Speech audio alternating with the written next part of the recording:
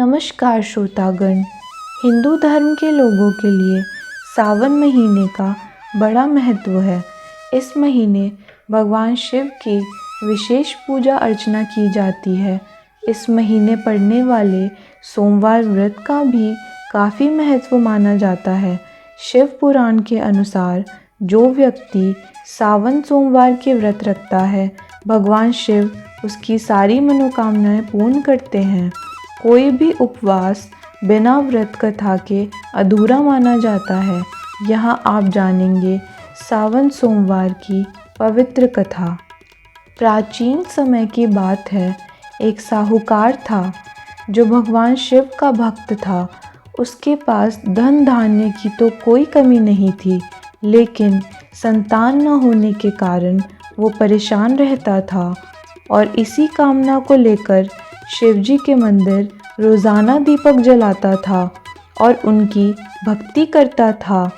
उसके भक्ति भाव को देखकर एक दिन माता पार्वती ने शिवजी से कहा कि प्रभु, यह साहूकार आपका अनन्य भक्त है, उसकी मनोकामना की पूर्ति करें।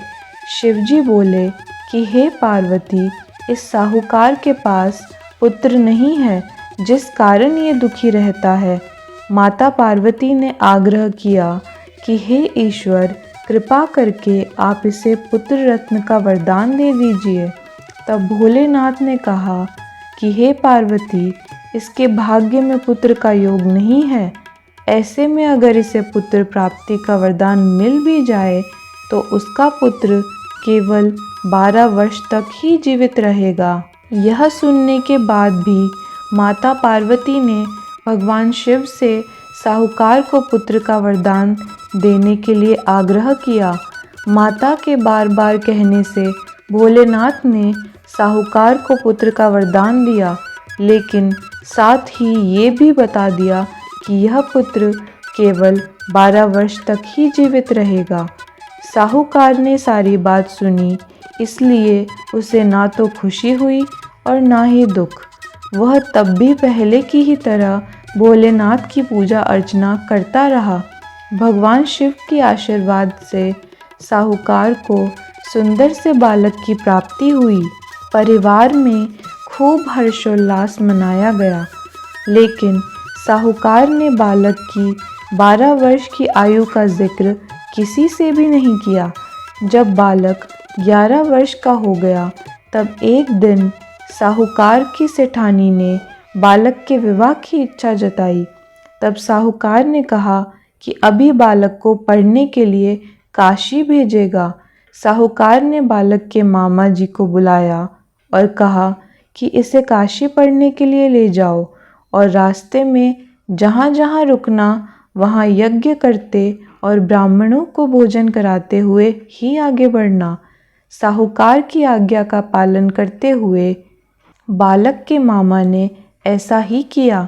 मार्ग पर आगे बढ़ते हुए वो दोनों ऐसी जगह पहुँचे जहाँ राजकुमारी का विवाह था। जिससे राजकुमारी का विवाह होना था वह एक आंख से काना था।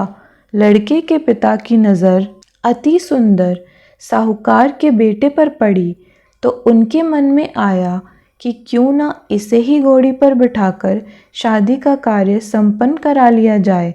तो उन्होंने साहूकार के बेटे के मामा से बात की और कहा कि इसके बदले में वह अथाह धन देंगे, जिस पर वे राजी हो गए। इसके बाद साहूकार का बेटा विवाह की बेदी पर बैठ गया और जब विवाह हो गया तो उसने जाने से पहले राजकुमारी की चुनरी के पल्ले पर लिखा कि तेरा विवाह तो मेरे साथ हुआ, लेकिन जिस राजकुमार के साथ तुझे भेजेंगे वह तो एक आंख का काना है।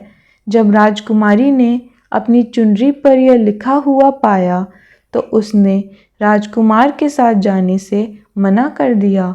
बारात वापस लौट गई। उधर मामा और भांजे काशी जी पहुंच गए थे। एक दिन जब मामा ने यज्ञ रचा और भांजा बहुत देर तक बाहर नहीं आया, तब मामा ने अंदर जाकर देखा कि उसके भांजे की तो मृत्यु हो चुकी है। वह बहुत परेशान हो गया। लेकिन सोचा कि अभी रोना पीटना मचाया तो ब्राह्मण चले जाएंगे। उसने यज्ञ का कार्य पूरा किया और फिर भांजे के जाने के दुख में रोने पिटने लगा। उसी समय शिव पार्वती उधर से जा रहे थे तो माता पार्वती ने शिवजी से पूछा कि हे प्रभु, ये कौन रो रहा है। तभी उन्हें इस बात का पता चला कि ये तो साहूकार का पुत्र है जिसकी उम्र केवल 12 वर्ष तक ही थी। तब माता पार्वती कहती हैं कि हे स्वामी, इसे जीवित कर दें, अन्यथा रोते रोते इसके माता पिता के प्राण निकल जाएंगे। माता पार्वती के बार बार आग्रह करने पर भोलेनाथ ने उसे जीवन दान दे दिया। लड़का ओम नमः शिवाय करते हुए जी उठा और मामा भांजे दोनों ने ईश्वर को धन्यवाद दिया और अब ये दोनों अपनी नगरी की ओर लौटने लगे। लौटते हुए रास्ते में वही नगर पड़ा, नगर जहाँ राजकुमारी ने उन्हें पहचान लिया। तब राजा ने राजकुमारी की साहूकार के बेटे के साथ बहुत सारे धन धान्य के साथ शादी करा दी और विदा किया। उधर बालक के माता और पिता छत पर बैठे थे। उन्होंने यह प्रण ले लिया कि यदि उनका पुत्र सकुशल ना लौटा तो वह छत से कूदकर अपना जीवन त्याग देंगे। तभी लड़के के मामा ने आकर साहूकार के बेटे और बहू के आने का समाचार सुनाया।